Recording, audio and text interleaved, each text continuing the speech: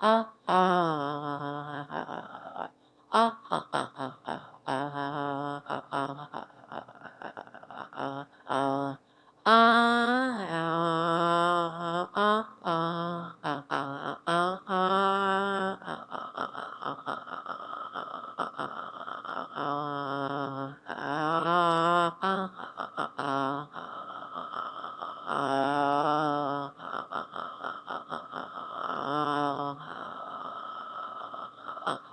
ah, ah, ah,